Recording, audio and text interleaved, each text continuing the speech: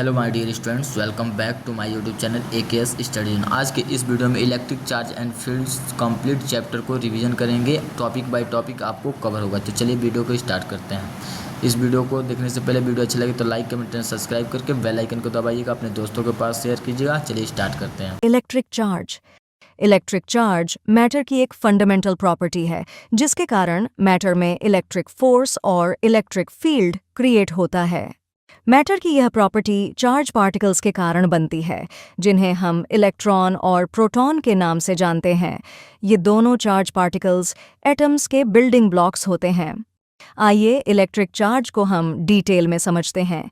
जैसा कि हम जानते हैं कि मैटर या सब्सटेंस एटम्स से मिलकर बने होते हैं। एटम 3 फंडामेंटल पार्टिकल से मिलकर बनता है, जो कि कुछ इस तरह से हैं। इलेक्ट्रॉन सब एटॉमिक पार्टिकल होते हैं जिन पर नेगेटिव चार्ज होता है, और ये इलेक्ट्रॉन्स एटम के न्यूक्लियस के अराउंड रिवॉल्व करते हैं। प्रोटॉन सब एटॉमिक पार्टिकल्स होते हैं जिन पर पॉजिटिव चार्ज होता है। ये पार्टिकल एटम के न्यूक्लियस में पाए जाते हैं। न्यूट्रॉन्स भी एटम के न्यूक्लियस में पाए जाते हैं, लेकिन इन पर कोई चार्ज नहीं होता। जब एटम न्यूट्रल स्टेट में होता है, तब एटम के अंदर इलेक्ट्रॉन्स और प्रोटॉन्स के नंबर इक्वल होते हैं।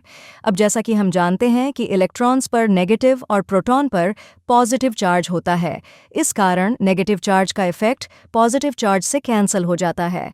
सीधे शब्दों में कहें तो नेगेटिव या पॉजिटिव चार्ज बराबर होने पर एटम में टोटल चार्ज 0 होता है, यानी एटम न्यूट्रल होता है। लेकिन जब हम किसी मटेरियल पर एक्सटर्नल फोर्स जैसे कि फ्रिक्शन फोर्स या इलेक्ट्रिक करंट अप्लाई करते हैं, तब उस मटेरियल में मौजूद एटम्स के इलेक्ट्रॉन्स किसी दूसरे मटेरियल पर ट्रांसफ़र होते हैं। ऐसा होने के कारण एटम्स में प्रोटॉन्स के नंबर इलेक्ट्रॉन से ज़्यादा हो जाते हैं, जिससे कि एटम्स पर नेट चार्ज पॉजिटिव हो जाता है और इसके साथ ही मटेरियल पर नेट पॉजिटिव चार्ज बनता है।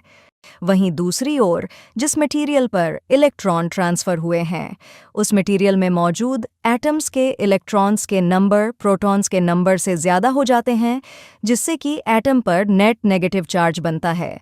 साथ ही मटेरियल पर भी नेट नेगेटिव चार्ज बनता है।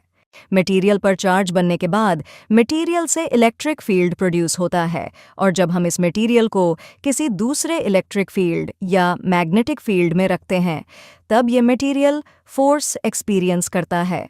इलेक्ट्रिक चार्ज को हम कुछ इस तरह से डिफाइन कर सकते हैं। Electric charge is the physical property of matter that causes it to experience a force when placed in an electromagnetic field. Conservation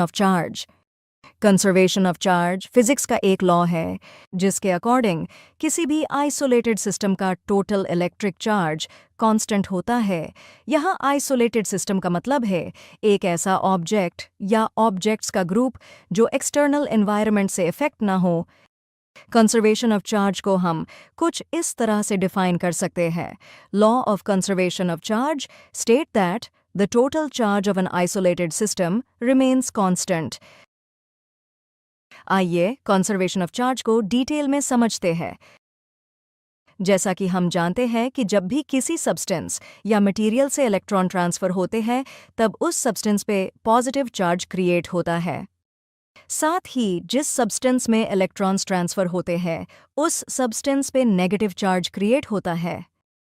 conservation of charge के अकॉर्डिंग पॉजिटिव चार्ज का मैग्नीट्यूड नेगेटिव चार्ज के magnitude के equal ही होगा।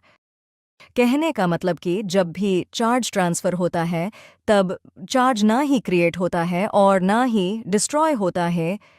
इसे हम conservation of charge कहते हैं। आइए इसे हम एक सिंपल एग्जाम्पल से समझते हैं। मान लीजिए कि 2 ऑब्जेक्ट्स A और B हैं, और इन दोनों ऑब्जेक्ट्स पर इनिशियली कोई चार्ज नहीं है। यहाँ टोटल चार्ज का सम 0 होगा। अब हम ऑब्जेक्ट A को ऑब्जेक्ट B से रब करेंगे। ऐसा करने पर ऑब्जेक्ट A पर इलेक्ट्रॉन ट्रांसफ़र होंगे। वहीं दूसरी ओर ऑब्जेक्ट B पर पॉजिटिव चार्ज बनेगा, क्योंकि ऑब्जेक्ट B से इलेक्ट्रॉन A पर ट्रांसफ़र हुए हैं। ऐसा होने पर हम देखते हैं कि ऑब्जेक्ट A पर नेगेटिव चार्ज और ऑब्जेक्ट B पर पॉजिटिव चार्ज बना है। ये दोनों चार्ज के मैग्नीट्यूड सेम है। अब अगर हम दोनों चार्ज का सम करें तो हम पाते हैं कि कुल चार्ज का सम अब भी 0 है।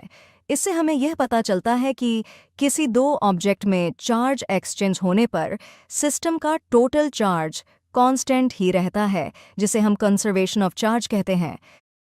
कूलम्स लॉ इलेक्ट्रोस्टैटिक्स का एक फंडामेंटल प्रिंसिपल है जो हमें चार्ज पार्टिकल्स के बिटवीन लगने वाले फोर्स को डिस्क्राइब करता है।